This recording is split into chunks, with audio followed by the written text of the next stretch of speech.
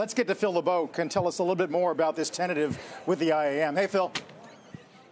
Hey, it's a far-reacher contract, Carl. That's for sure that the machinists will be voting on Wednesday. Here are the details of that contract. Remember, they rejected an offer last month for a 25% raise over 4 years. Well, that's not what they're being offered now. The tentative agreement calls for a 35% raise over the next 4 years. They've sweetened the ratification bonus by another grand, bumped it up to $7,000. They're also adding a one-time $5,000 deposit in every employee's 401k plan.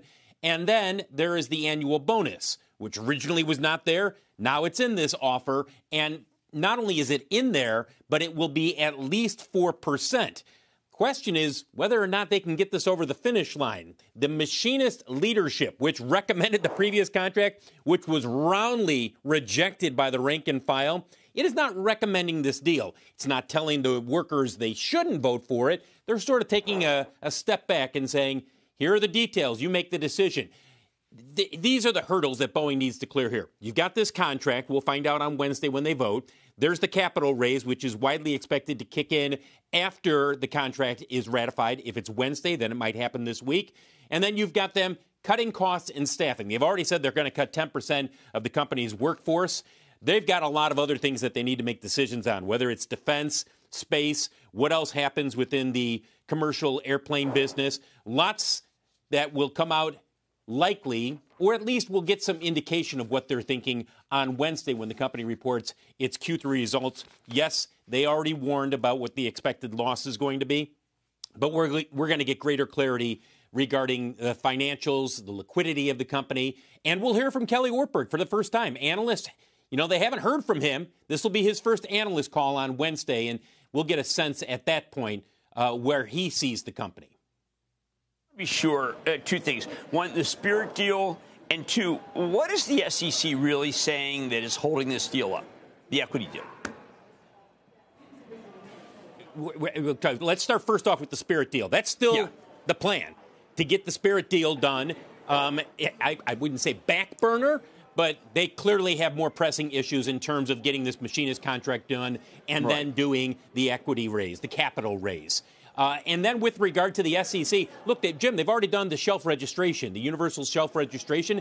It's just now a matter of, do we pull it off, and how much of this is going to be equity in terms of many believe it's going to be about $10 billion.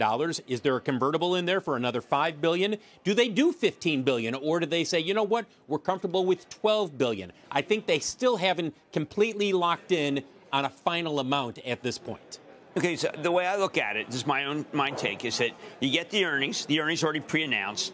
Phil, the demand for this thing is insane. I mean, this thing's going from 148 to 160 with nothing good. Now that we have something good, I shouldn't say it with the union. I mean, to me, I'm trying to understand the demand. Why does everyone love this situation?